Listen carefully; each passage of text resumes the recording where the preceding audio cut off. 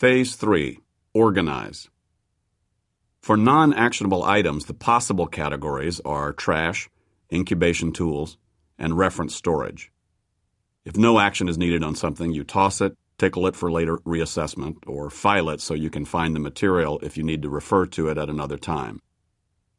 To manage actionable things, you'll need a list of projects, storage or files for project plans and materials, a calendar, a list of reminders of next actions, and a list of reminders of things you're waiting for. All of the organizational categories need to be physically contained in some form. When I refer to lists, I just mean some sort of reviewable set of reminders, which could be lists on notebook paper or in some computer program, or even file folders holding separate pieces of paper for each item. Incubating reminders, such as after March 1st, contact my accountant to set up a meeting, may be stored in a paper-based tickler file or in a paper or computer-based calendar program. One category is projects. I define a project as any desired result that requires more than one action step. This means that some rather small things you might not normally call projects are going to be on your projects list.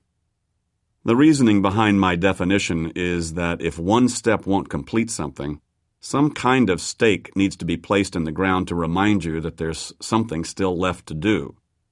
If you don't have a placeholder to remind you about it, it will slip back into RAM. Projects do not need to be listed in any particular order. They just need to be on a master list so you can review them regularly enough to ensure that appropriate next actions have been defined for each of them. You don't actually do a project. You can only do action steps related to it. When enough of the right action steps have been taken, you can call it done. Another category to organize is project support material. For many of your projects, you will accumulate relevant information that you will want to organize by theme or topic or project name. Your projects list will be merely an index. All of the details, plans, and supporting information that you may need as you work on your various projects should be contained in separate file folders, computer files, notebooks, or binders. I usually recommend that people store their support materials out of sight. There will be times, though, when it'll be more convenient to have the materials out and instantly in view and available, especially if you're working on a hot project that you need to check references for several times during the day. Then you'll have the next action categories. The next action decision is the action that needs to be the next physical, visible behavior, without exception, on every open loop. Any less than 2-minute actions that you perform, and all the other actions that have already been completed, do not, of course, need to be tracked. They're done. What does need to be tracked is every action that has to happen at a specific time or on a specific day. Enter those in your calendar. Then there are those that need to be done as soon as they can. You will add these to your next actions lists. And all those that you're waiting for others to do, you will put on a waiting for list. Let's examine these 3 subcategories. Calendar. Reminders of actions you need to take fall into 2 categories. Those about things that have to happen on a specific day or time, and those about things that just need to get done as soon as possible.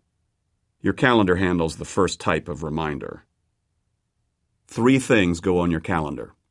First, time-specific actions. This is a fancy name for appointments.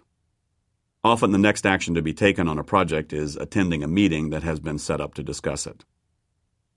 Second thing on your calendar are day-specific actions. These are things that you need to do some time on a certain day, but not necessarily at a specific time. Perhaps you told Miyoko that you would call her on Friday to check that the report you're sending her is okay.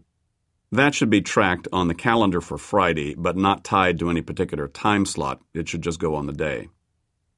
And thirdly, day-specific information.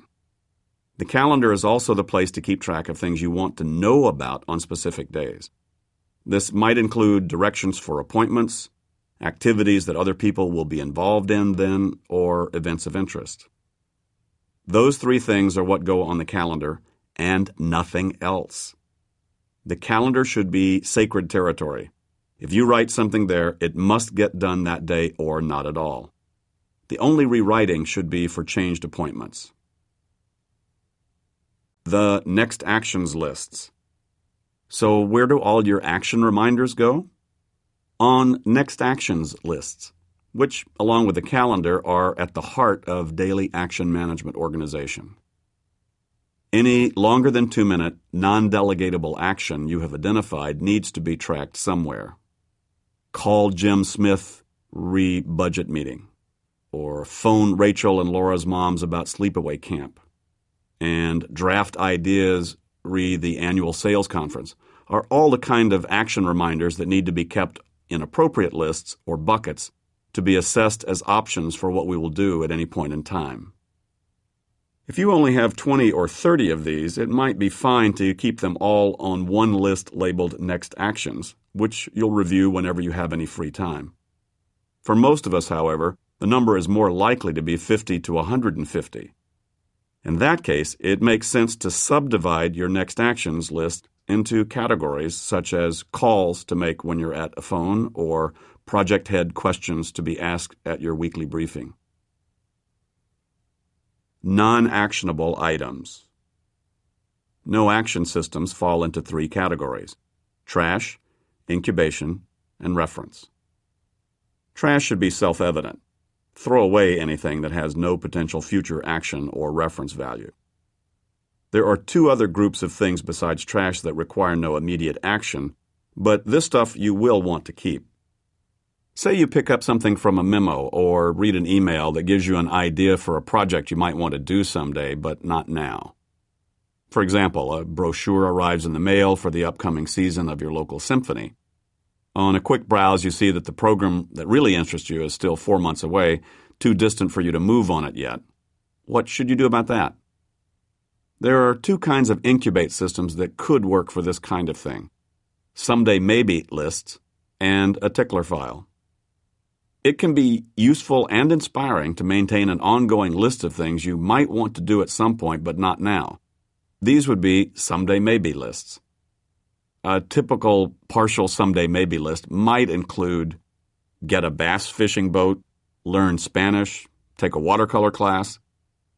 You'll probably have some subcategories in your master someday maybe list, such as videos to rent, books to read, things to do with the kids. You must review this list periodically if you're going to get the most value from it. I suggest you include a scan of the contents in your weekly review. The tickler file is something also referred to as a suspended or follow-on file. This is a system that allows you to almost literally mail something to yourself for receipt on some designated day in the future. A 3-dimensional version of a calendar, it allows you to hold physical reminders of things that you want to see or remember, not now, but in the future. To set up a tickler file, you need 43 folders, 31 daily files labeled 1 through 31, and 12 more labeled with the names of the months of the year. The daily files are kept in front, beginning with the file for tomorrow's date. If today is October 5th, then the first file would be 6. The succeeding daily files represent the days for the rest of the month, 6 through 31. Behind the 31 file is the monthly file for the next month, which would be November, and behind that are the daily files 1 through 5. Following that are the rest of the monthly files, December through October. The next daily file is emptied into your in-basket every day, and then the folder is refiled at the back of the dailies, at which point, instead of October 6, it represents November 6. In the same way, when the next monthly file reaches the front, on October 31, after you empty the daily file, the November file will be the next one, with the daily files 1 through 31 behind it. It's emptied into the in-basket and refiled at the back of the monthlies to represent November a year from now. This is a perpetual file, meaning that at any given time it contains files for the next 31 days and the next 12 months. The big advantage of using file folders for your tickler system is that they allow you to store actual documents. The form that needs to be filled out on a certain day, the memo that needs to be reviewed then, the telephone note that needs action on a specific date, etc. In order for the system to work, you must update it every day. If you leave town or don't access the file on the weekend, you must be sure to check the folders for the days you'll be away before you go. Your calendar can serve the same function as a tickler file. You might remind yourself on your calendar for March 15th, for example, that your taxes are due in a month, or for September 12th that Swan Lake will be presented by the Bolshoi at the Civic Auditorium in 6 weeks. Reference material. Many things that come your way require no action but have intrinsic value as information. You will want to keep and be able to retrieve these as needed. They can be stored in paper-based or digital form. Paper-based material, anything from the menu for a local takeout deli to the plans, drawings, and vendor information for a landscape project, is best stored in efficient physical retrieval systems. These can range from pages in a loose-leaf planner or notebook for a list of favorite restaurants, to whole file cabinets dedicated to the paperwork for a corporate merger. Electronic storage can include everything from networked database information to ad hoc reference and archive folders. The most important thing to remember here is that reference should be exactly that: information that can be easily referred to when required.